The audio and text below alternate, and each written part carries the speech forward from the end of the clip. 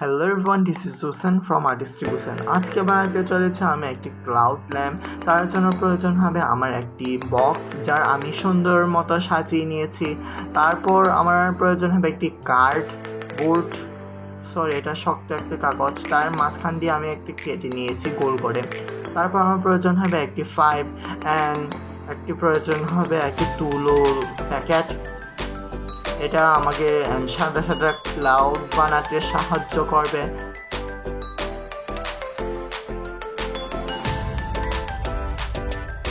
তারপর আমার কিছু টুনি লাইট অ্যান্ড একটি বোতল লাগবে। ফার্স্টে আমি যে বক্সটাকে সুন্দরভাবে সাজিয়ে নিয়েছি, সেখানে আমি ফাইভটাকে গ্লু গামের সাহায্যে লাগিয়ে নেব।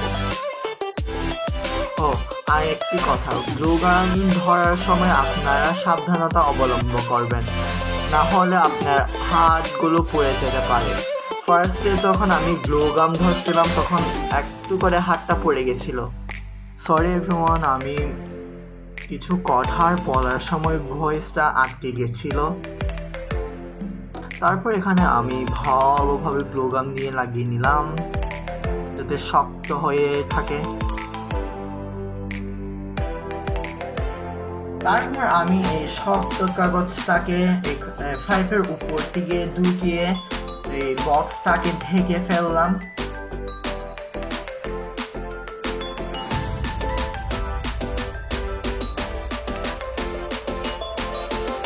তারপর আমি ফাইভটা একটু শক্ত হওয়ার জন্য ঢাকনাটা উপরেও গ্লু গাম দিয়ে লাগিয়ে নিলাম। তারপর একটি বোতলে ফুটা করে ফাইভের উপরে লাগিয়ে নিলাম।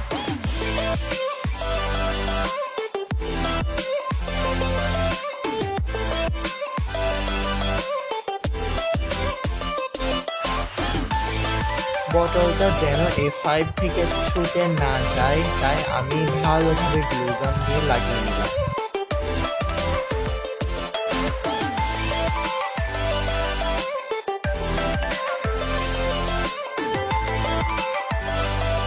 এখন বোতলে গ্লু গাম লাগানো শেষ। সরি এভরিওয়ান, এই মিররগুলো লাগানোর ভিডিওটা আনফরচুনেটলি ডিলিট হয়ে গেছে। আমি বোতলের ভিতরে লাইটগুলোকে একটু ভালোভাবে ঢুকিয়ে সেট করে নিয়েছিলাম। এই মিররগুলো আমি বাসায় হ্যান্ডমেড বানিয়েছি।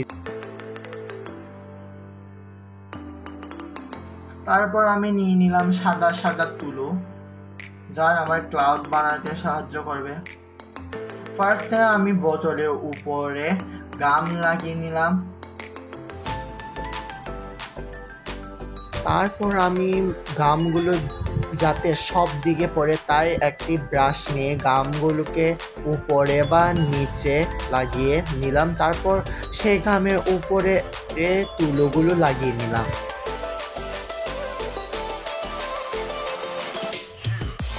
এই তুলোগুলো দিতে আমার বেশ মজা লেগেছে, কিন্তু হাতে যদি গাম পড়ে যায় তাহলে তুলো হাতের সাথে লেগে যায়।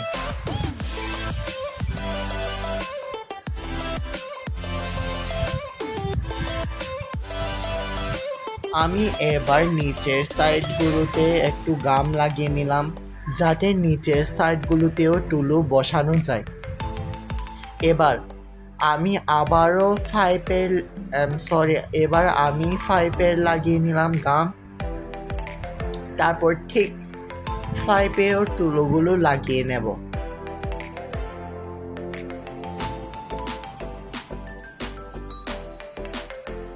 এবার মিররগুলোকে নিচে নামিয়ে দিলাম, যাতে এটা মেঘ থেকে বৃষ্টি ফোঁটা ফোঁটা পড়তেছে মতো লাগে। শেষ ভিডিও, টাটা।